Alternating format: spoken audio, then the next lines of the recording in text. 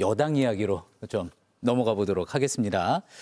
자, 민주당 정청래 대표 공약이었죠. 당원 주권 시대에 이제 서막이 오르면서 자, 대의원과 권리당원의 표 반영 비율 현행 이제 20대 1 이하였는데 이걸 이제 1대 1로 바꾸는 당헌 개정을 위한 움직임이 시작이 됐습니다. 자, 원래는 이제 최종 결정 내리는 중앙위원회가 오늘 예정이 돼 있었는데 이제 당내에서 반발 목소리가 또 나오고 하면서 한 주가 연기가 됐죠. 자, 그 정 대표는 지금 여전히 반대하는 당내 목소리는 의원은 한 명도 없다 이렇게 이야기를 했는데 어떻게 보십니까? 다음 주에 개정이 될 걸로 보십니까? 뭐 개정될 거라고 봅니다. 한 명은 있죠. 이현주 최고위원이 면전에서 반대했으니까 한 명은 있는데요. 뭐 예를 들면 이렇습니다. 우리가 대통령을 뽑는데 국회의원은 100표 주고 국민들은 1표 주고 이런 평등하지 않지 않습니까? 그래서 저는 대의원이든 당원이든 동일한 표를 줘야 된다. 이게 원칙이라고 생각을 합니다. 물론 다를 수 있습니다. 간선제인 경우도 있습니다. 제1공화국 때 이승만 대통령을 뽑을 때는 국회의원들끼리 투표했습니다. 그거는 나름대로 의미가 있는 겁니다. 다만 직선제와 간선제가 한 층위에 섞여서 있는 것은 황당무계한 제도입니다. 그런 부분에서 저는 민주당이 제도를 정상적으로 만들어가고 있다. 뭐 이렇게 봐주셔야 될 것 같고요. 다만 저도 당원이지만 비판적으로 말씀드리자면 1인 1표제 하는 것만이 당원민주주의의 전부인가? 라는 부분에 대해서는 문제 제기를 할 필요가 있다라는 생각이 듭니다. 지금 대한민국의 양당이 엄청난 숫자의 당원을 가지고 있습니다만은 제가 보기에는 이거는 당원 민주주의라기보다는 당원 동원주의에 가깝다라고 볼 수 있습니다. 당원들에게 1번, 2번의 선택지 주고 그중에 하나 선택해라. 이것만 하고 있는 거예요. 아무나 당원이 될 수 있지만 당원이 된 이후에도 아무나 상태로 그대로 놔두는 거예요. 당원들에게 교육하고 훈련하고 제가 아까 말씀드린 것처럼 그냥 맹목적 충성이 아니라 전략적 판단을 할 수 있는 그런 성숙의 기회를 주고 있는가? 그거 안 주고 있는 거예요. 그러다 보니까 어떡합니까? 양쪽에 극단으로 갔다고 비판받고 있는 거예요. 전략적으로 우리 당이 중도적 선택을 했을 때 박수 쳐줄 수 있는 당원으로서 성숙될 기회를 줘야 되는 겁니다. 그럼 어떻게 해야 되느냐? 단순히 표만 하나 주는 것이 아니라 교육도 시키고요. 당원들이 지방의원에 출마할 수도 있게 하고 단체장이 될 수 있게 하기도 하고 국회의원이 되게 하기도 하고 정책 결정에서 과정에서 투표권을 더 많이 주기도 하고 토론하고 심의할 수 있는 그런 권한까지도 줘야 됩니다. 제가 이 말씀을 드리는 것은 1인 1표제를 하면서 제가 말씀드린 부분들을 지금 TF를 만들어서 보완하는 작업들을 하고 있다는 이야기를 들었습니다. 아, 예. 자, 평론가분들 의견도 한번 들어보고 국민의힘 조용술 대변인 이야기도 한번 좀 들어보고 싶은데요. 이게 이제 일부 지역만 과대표될 수 있다 뭐 이런 뭐 지적도 나오고 있지 않습니까? 어떻게 보세요? 김준일 평론가. 그러니까 대의원 제도가 작년에 죄송합니다. 민주당에서의 대의원 제도라는 거는 작년에는 이름이 바뀌었지만은 민주당의 전당대회는 전국 대의원 대회였어요. 그동안 2024년 이전까지는 이게 유구한 역사가 있는 거고 사실은 거의 뭐 신민당까지 이제 거슬러 올라갈 정도로 왜냐하면 보수 정당에서는 당시에 이제 박정희 대통령을 중심으로 해서 뭐 이게 큰 대의원이나 당원이 큰 의미가 없었다라고 하면은 그때는 일종 개파 연합이었잖아요. 그러니까 뭐 김영삼, 김대중, 이철승 막 이런 사람들이 대의원들을 어떻게 획득해가지고 당원권을 차지하느냐 이런 것들이 굉장히 중요했던 역사가 있기 때문에 이게 켜켜이 싸워가지고 대의원 대회라는 이름까지 있었습니다. 그래서 저는 이거는 당에서 결정할 문제라고 생각해요. 그래서 합의만 되면은 1대 20이든 뭐 1대 100이든 1대 200이든 그거는 전혀 아무것도 중요하지 않다. 근데 제가 이제 당원이 아닌 입장에서 외부에서 보는 거는 뭐냐면은 좀 호랑이 등에 올라탄 거 아니냐 그 생각이 많이 들어요. 사실은 당원 주권 시대를 처음 얘기한 거는 정청래 대표가 아니라 이재명 당대표였고 계속 당원들의 권한을 강화하는 방향으로 왔거든요. 그러니까 뭐 직접 민주주의를 구현하겠다라는 일종의 이제 시그널인데 뭐 나쁘지 않아요. 근데 제가 이제 강력하게 몇 번에 비판했던 게 뭐냐면은 국회의장을 뽑는데 당원들한테 20%를 권리당원한테 20%를 반영을 비율한다고 합니다. 이거는 그렇게 하면 안 되는 거죠. 왜냐하면은 국회법에 국회의장은 국회의원들이 뽑는다고 돼 있어요. 아무리 이게 내부 경선이지만 그게 곧 국회의장이 되는데 근데 이런 것들을 설득하고 하는 정치인이 한 명도 없었다 지금까지 민주당에. 그러면 안 된다라고 용기 있게 얘기를 하고 다른 부분을 해야 되겠다. 이미 그러니까 이거는 당원들의 뜻을 거스를 수 없는 정당이 돼버렸기 때문에 단 한 명도 반대하지 못한다는 얘기가 지금 나온 겁니다. 더민주혁신회의가 반대를 한다라고 하지만 이거를 반대는 못 하거든요. 왜냐하면 그러면은 이제 문자 폭탄을 받을 가능성이 있기 때문에. 그래서 박진영 그 원장님께서 말씀하신 게 굉장히 중요한 포인트인데 이게 너무 이게 즉흥적으로 어떤 이슈에 휘둘리지 않기 위해서는 당원들한테 권한까지 주면서 그거에 대해서 충분히 토론할 수 있는 숙임 민주주의 이런 시스템을 갖춰야 되는데 민주당은 후자는 지금 안 갖춰져 있다. 그래서 굉장히 위험해지고 있다. 저는 개인적으로 그렇게 봅니다. 저도 좀 층위를 나눠서 이야기하고 싶은 게요. 이게 이런 제도는 뭐가 옳고 그름은 없다고 생각하거든요. 어떻게 구현하느냐, 그리고 이제 유연성 있게 적용하는 거냐인데, 예컨대 저는 지금 민주당, 국민의힘이 좀 섞었으면 좋겠다는 생각이 늘 하고 있어요. 국민의힘은 뭐 중진의 힘이다, 뭐 이런 이야기 들을 정도로 중진 의원들이라든지 뭔가 막후에서 슥싹슥싹 돼가지고 결정되는 게 너무나 많고, 그 의총에서 땅땅땅 하면 당론이다, 이거 어기면 뭐 안 된다라고 하고, 민주당은 이게 이제 중진 의원들이라든지 이런 경험과 이제 경륜과 그다음 이 통찰력이 필요할 때도 당원들 왁 해가지고 되는 경우가 많아가지고 좀 섞었으면 좋겠다는 생각을 늘 하는데, 민주당이 지금 결정하는 것에 대해서 대의원은 악인 아니라는 말씀을 드리고 싶어요. 대의원 대회가 있었다는 것은 과거에 당원들이 생업도 하고 과거에는 통신이라든지 이런 것도 잘 안 되니까 지역에서 대의원들이 당원들의 이야기를 잘 듣고 전달하는 거지 않습니까? 올라가가지고 국회의원이랑 똑같은 거죠. 근데 지금이야 인터넷도 있고 이렇게 다 전달이 된다라고 하지만 사실 이번에 민주당이 이거 1인 1표제 하는데 전 당원에서 제가 알기로 16%, 17% 정도가 참여했을 거예요. 이렇게 결정된 것이 과연 전 당원의 뜻이라고 할 수 있느냐.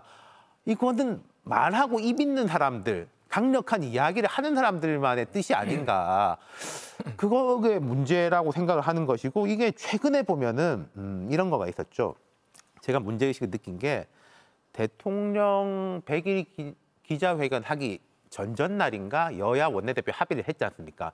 사실 그거는 저는 이게 여권의 정교한 기획이라고 생각합니다. 잘한 기획이죠. 대통령 100일 기자회견 앞두고 합의 타결해가지고 하면 얼마나 분위기가 좋겠습니까? 그리고 제가 볼 때는 그 당시에 여당 입장에서 양보를 한 게, 특검법에 원래 늘리기로 돼 있는데 옛날에도 센 특검법이라고 했지 않습니까? 이거를 더 늘리지 않고 원래 늘리기로 하는 것만 하는 거야 인 건데, 이제 국민의힘에서 그거 대신에 이제 우리는 정부 조직법 양보할게. 제가 생각할 때 그게 그렇게 잘못된가 싶은데, 한 밤 몇 시부터 새벽까지 몇 시간 동안에 온라인 게시판을 중심으로 화르륵 올라가니까 이게 아침에 뒤집혔지 않습니까? 이것이 과연 그 1인 1표제와 당원 민주주의가 적절하게 구현되는 거냐. 거기에서 예를 들어서 그럼 아까 박진영 부원장 말씀하신 것처럼 김병기 원내대표나 누가 설명하는 과정을 거치고 토론하는 게 아니라 그냥 온라인에서 확 붙어버리면은 끝나버리는 거거든요, 게임이. 이게 좀 강화될 게 우려가 되는 거고, 또 하나 더 짚자면은 뭐 아주 정략적으로 보자면은 정청래 대표가 지난번 전당대회 때 당원한테에서는 우세하고 대의원에서는 불리했으니까, 그럼 다음에 또 당대표 재선을 하려면은 내가 유리한 쪽을 좀 늘려야 하는가라고 보는 시각도 있고, 저는 정치인이 뭐 자기의 권력을 이용해가지고 당원들을 설득시켜가지고 제도를 유리하게 바꾸는 건 절대 잘못됐다고 생각하진 않습니다만은 그런 시각이 있는 거죠. 중진의 힘으로 끌고 가는 국민의힘과 반반 섞었으면 좋겠다, 그런 의견인데, 국민의힘 입장에서는? 국민의힘 무슨 중진의 힘이에요. 지금 당대표가 지금 재선인데요. 전혀 뭐 그렇지 않고요. 그럼 뭐 실제로 중진의 힘이었으면은 한동훈 대표가 나오는 게 아니라 그때 원희룡, 나경원 의원이 됐어야죠. 뭐 그렇지는 않은 것 같습니다. 그 실제로 제가 이 말씀을 드리는 이유가, 저는 지금 민주당의 한 6, 7년 정도 전 팩트를 기반을 해서 봤었을 때 아직까지 이 제도를 운영하는 거에 깜짝 놀랐거든요. 뭐냐면 국민의힘 같은 경우 그냥 1인 1표제예요. 그냥 뭐 대의원이고 뭐가 없습니다. 그냥 국회의원이고 뭐가 없어요. 그냥 1인 1표제인데 총재 제도를 폐지한 이후에 바로 이러한 제도들을 즉각 도입을 했습니다. 그래서 당연히 그렇게 가는 것이고, 대의원들 같은 경우는 현장에 가가지고 내가 좋아하는 후보 응원하고 이러한 역할들로 이렇게 했었고, 그러한 목소리를 냈습니다. 민주당에서 대의원을 선정하는 과정을 보면 이게 얼마나 이상한 제도인지 알 수 있는데, 당협위원장이 있어요. 그리고 당협위원장이 동책이나 이런 사람들한테 다 동책 자기가 임명한 사람들이죠. 야, 누구 괜찮은 것 같으니까 할 의향이 있는지 물어봐봐.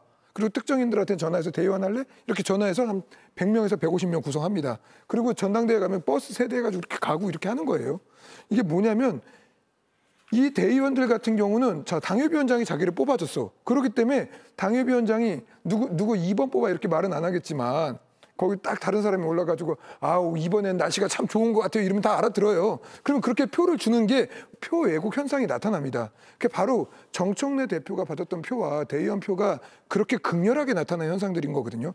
그리고 대의원들이 그렇다고 해서 또 세금같이 당비를 뭐 10배, 20배 내는 게 아니잖아요. 이게 무슨 중세시대도 아니고 무슨 돈을 더 많이 낸 사람한테 표를 많이 준다? 굉장히 반헌법적인 발상이고 구시대적인 발상이라고 저는 생각을 합니다. 당연히 다수결의 원칙은 1인 1표가 원칙인 것인데 이 제도는 당연히 개선되어야 되는 게 맞다라고 저는 보고 있고요.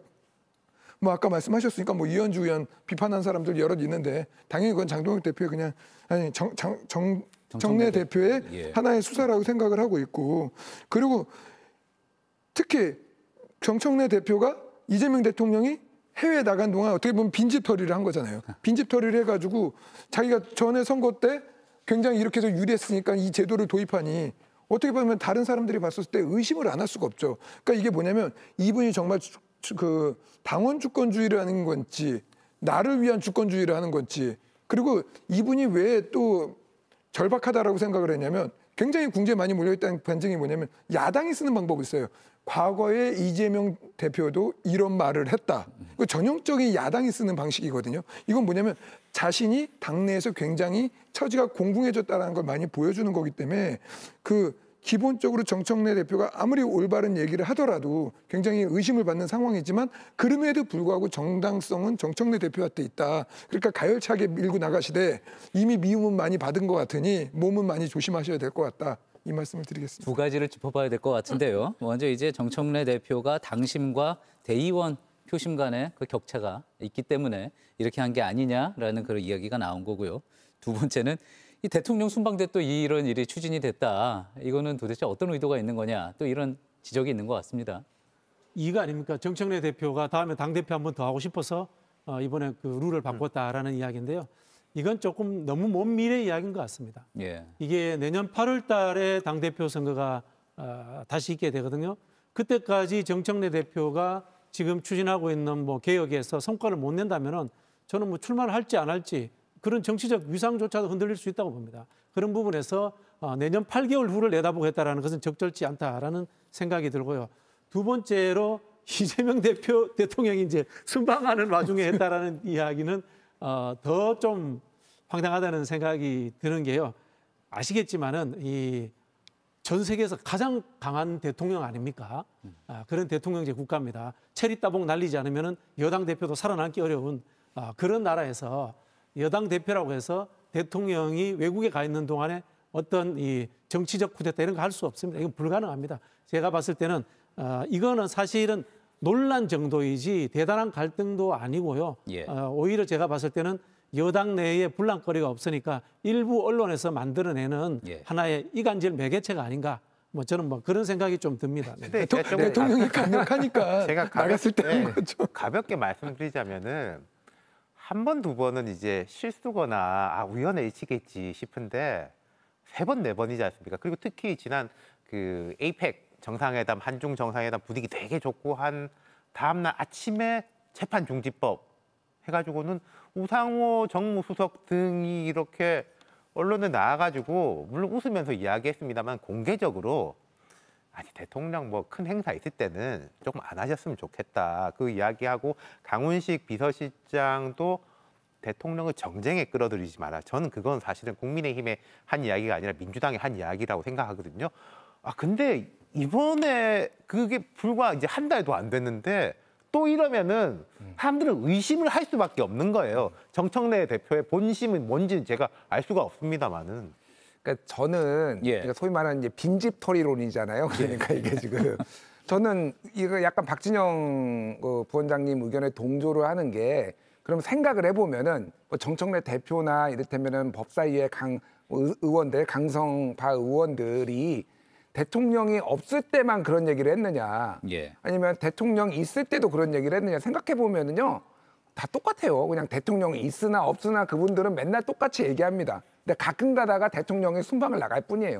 제가 보기엔 그렇습니다. 그러니까 대통령이 그 얘기가 되려면은 대통령이 있을 때는 자제를 해야 되잖아요. 그러다가 대통령이 없을 때만, 해외 순방 나갔을 때만 해야 되는데 원래 그런 분들이다. 뭐 정청래 대표도 법사위에 계신 분들도 제가 보기엔 그렇고, 저는 이거를 권력 투쟁의 관점에서 보면은 저도 한 20년 넘게 이제 정치를 봐왔지만은 이렇게 빨리 좀 칼을 빼들은 거는 처음 봤습니다. 저는 칼을 정청래 대표가 빼들었다고 보거든요. 예. 왜 그러냐면은 이게 당원 주권 시대 얘기를 하는 거지만은 그 외에 지금 투표를 붙인 안들을 보면은요, 지금 광역의원, 기초의원, 비례대표 후보 순위에 권리당원 투표로 100%로 뽑아요.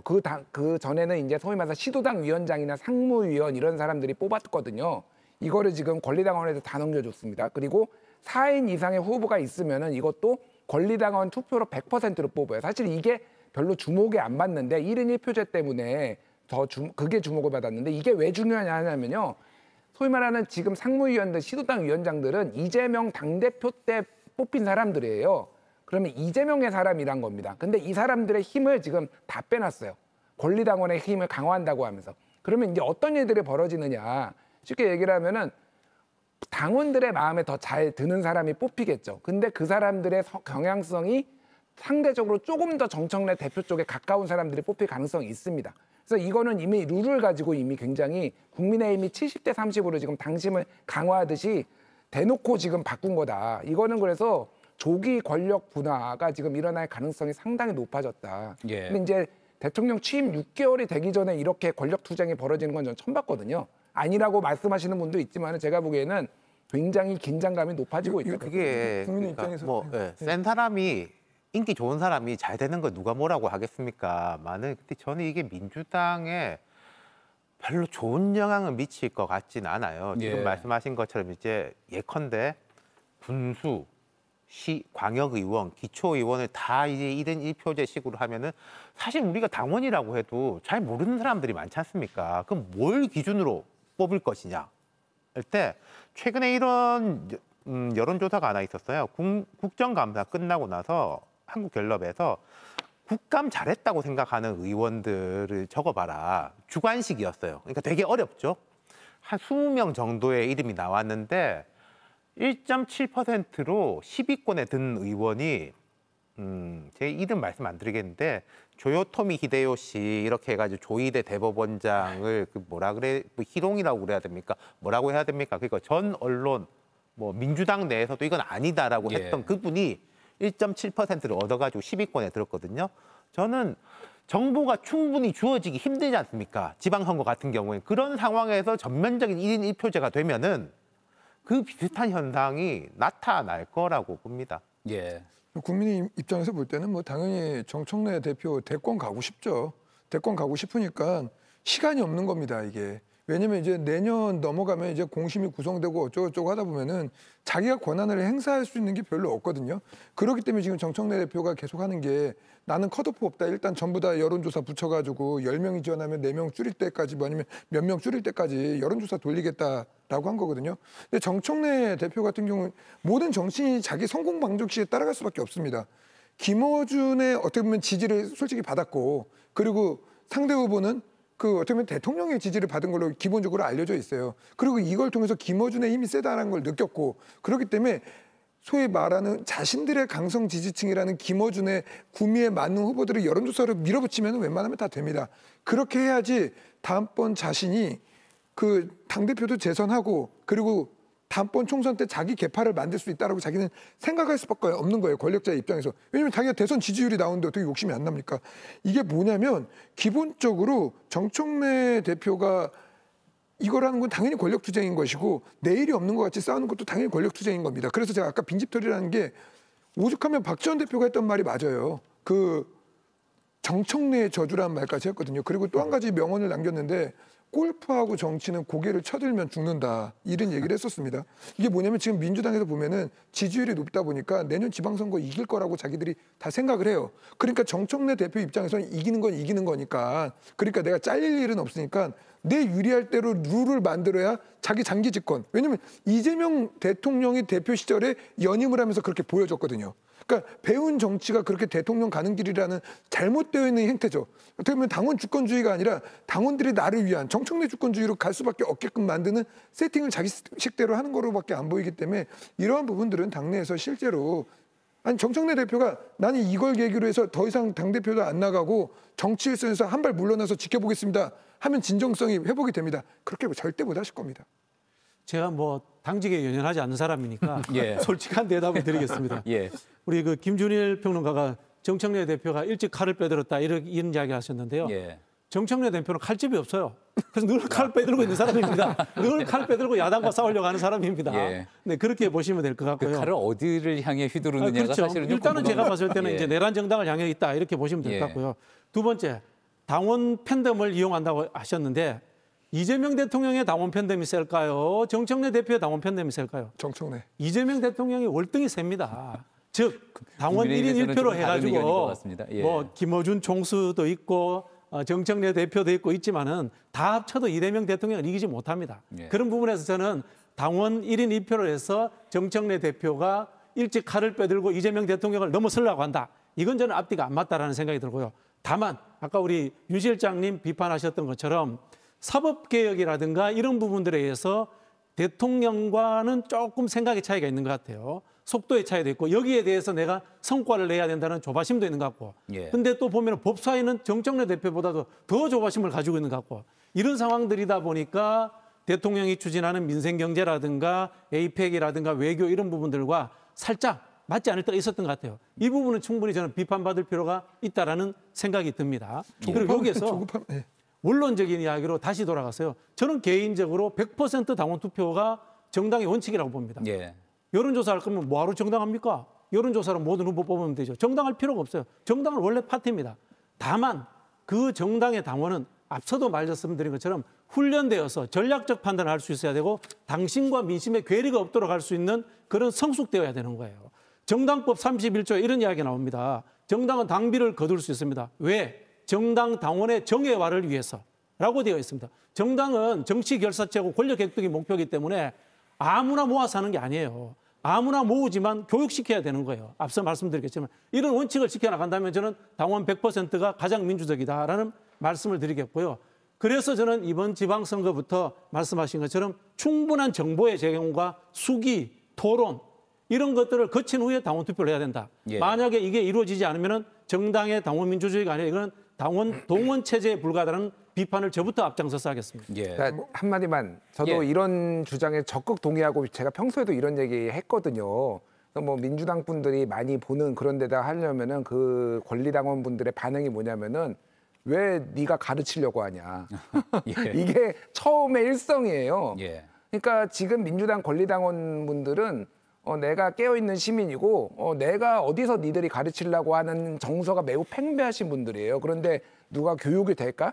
사실은 저는 그게 가장 저는 이게 이상적이긴 한데 교육 자체가 어렵고 사실상 저는 김어준 씨한테 교육을 그러니까 의탁했다고 봅니다. 김어준이 알아서 지금 다 교육하고 있고요. 아침에 김어준의 생각 뿌리고 있고요. 그렇게 지금 하고 있는데 이 구조를 바꿀 수 있을 것인가가 제가 보기엔 굉장히 난제다 그렇게 생각이 들어요. 우리가 이제 서구 정당 중에 가장 발달한 민주정당을 독일의 이제 3인당 SPD라고 하는데요. 가장 큰 조건이 의무적인 교육을 자주 받도록 하게 되어 있습니다. 예. 교육을 2회 이상 빠지면 당원 자격이 박탈됩니다. 예. 아까도 말씀드린 것처럼 우리가 대중민주주의 시대이기 때문에 당원 누구나 될 수 있습니다만은 정당은 정치 결사제이기 때문에 당원은 정해야 되고 훈련돼야 됩니다. 이것이 정당의 원칙입니다. 예. 제가 공감하는데요. 근데 이제 박진영 부원장님하고 제가 생각이 다른 거는 현실적으로 불가능합니다. 그게 무슨 말씀이냐면은 우리가 모든 국민의 목소리를 듣겠습니다. 모든 당원의 목소리를 듣겠습니다. 레토릭으로 이런 이야기를 하지 않습니까? 시청자 여러분 한 분 한 분의 의견을 다 듣겠습니다. 들을 수 없습니다. 300만, 400만 되는 우리나라 당원들 형태에서 300만, 400만 당원을 정예화하고 교육할 수가 없습니다. 예. 그러면은 그러니까 이제 그래서 실제로 적극 참여하는 분들이 있고 더 적극 참여하는 분들은 그래서 대의원도 되는 거고 아까 말씀하신 대로 그 대의원을 뭐 내려꽂고 이런 것도 있지만은 그런 식의 이제 보정 장치가 있는 것인데 지금 현재 인터넷 시대니까 다 듣고 볼 수 있다라고 해도 그게 안 되거든요. 제가 그 말씀의 가치에 부정하는 게 아니라 현실적으로 어렵기 때문에 그 현실적으로 어려운 거는 정치인들은 그 현실 속에서 딛고 올라가야 되는데 그게 안 맞는 점이 있고 그게 되게 안 좋게 나타날 거라고 생각하는 거예요. 비근한 예로 정청래 대표가 3대 개혁 강조하시지 않습니까? 검찰 개혁, 그 언론 개혁 또 뭐 사법 개혁인가? 3대 개혁 이게 좋습니다. 좋은데 검찰을 없애는 것이 검찰 개혁의 완성이냐. 그런데 정성호 장관이나 이런 분들 입장에서는 뭐 수박이라고 욕먹는 분들 입장에서는 10월 3일, 10월 4일 내년 검찰 없어졌을 때 10월 4일부터는 우리나라의 대한민국의 범죄 대응, 반부패 대응의 시스템이 어떻게 될 거냐에 대한 고민을 할 수밖에 없는 거지 않습니까? 예. 그러면 여당 대표는 제가 생각할 때 그 고민을 좀 많이 하셔야 되는데 검찰 없앴다. 라는 게 개혁의 끝이고 이걸로 당원들한테 환호받는 식으로 돌아가면은 이거는 여당의 정치로서 보기는 좀 어렵지 않나 예. 그런 생각이죠. 네, 감사합니다. 제가 오늘 아주 기획했던 대로 이런 아주 고품격의 또 의견들을 좀 듣고자 했었던 겁니다. 1대3의 어떤 구도의 토론이라기보다는. 그래서 좋은 말씀 해주셔서 감사하고요. 마지막으로 그래서 이제 두 분께 여야 모두 이 질문 한번 좀 드리고 싶은데요. 사실 어떻게 보면은 저희가 지금 오늘 이야기를 다루지는 못했지만 국민의힘에서도 지방선거 총괄기획단에서 예비 경선에서 이제 당심을 70%로 확대한다 뭐 그런 움직임도 있습니다. 자 그러다 보니까 모두가 이제 당원 주권 권리 강화를 이야기하는 것 같고 또 그래서 당의 주인은 당원이다 이 말을 이제 실천하는 그 과정이 되고 있는데 자 짧게 한번 좀 부탁을 드려볼까요? 당원 수권 정당에게는 이 당심이 먼저입니까? 아니면 민심이 먼저입니까?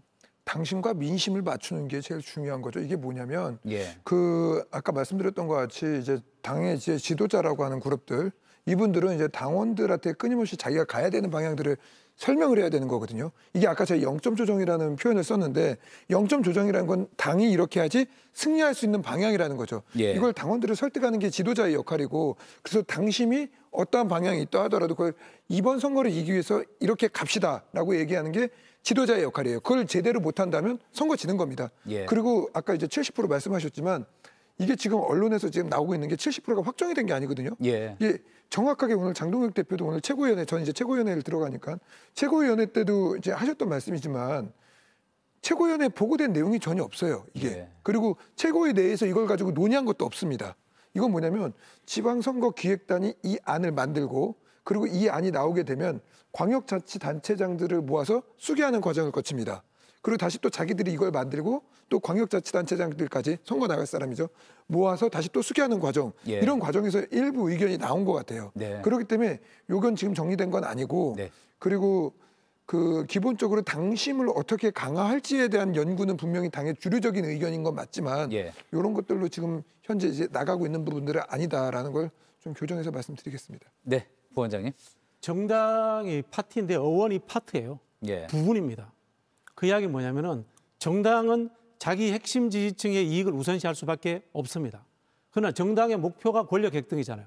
그러면 자기 핵심 지지층 이익 외에도 챙겨야 되는 겁니다. 예. 그래야지 수권을 할 수 있게 되는 거죠. 즉 그 이야기 뭐냐면은 편차는 조금 있더라도 당심이 우선될 수밖에 없다라는 말씀을 드리는 겁니다. 그런 부분에서 민주당은 개혁이라든가 내란의 종식과 같은 정치적 의제들에 주목할 수밖에 없습니다. 대통령은 여당입니다마는 국가 전체를 아울러야 되고 본인을 찍지 않은 사람들까지도 국민으로서 챙겨야 됩니다. 그러니까 통합적으로 가는 겁니다. 예. 그러나 앞서 말씀드린 것처럼 진정으로 강한 충성심이 강한 당원들은 본인의 정체성이 있지만 집권을 위해서 또는 국가를 위해서 자신의 정체성을 조금 더 뒤로 하고 전략적 선택을 합니다. 박근혜 대통령의 경제민주화를 찬성한 당원들, 이재명 대통령의 중도 보수를 찬성한 당원들, 예. 이것은 진정으로 강한 당원들이었습니다. 예. 그것을 만드는 방법에 대해서 그냥 회피하고 민심 100%로 가자라고 하는 이야기는 정당이 필요 없다라는 이야기로 귀결될 수 있습니다. 적절한 수준에서 균형을 이루어야 합니다. 예, 알겠습니다.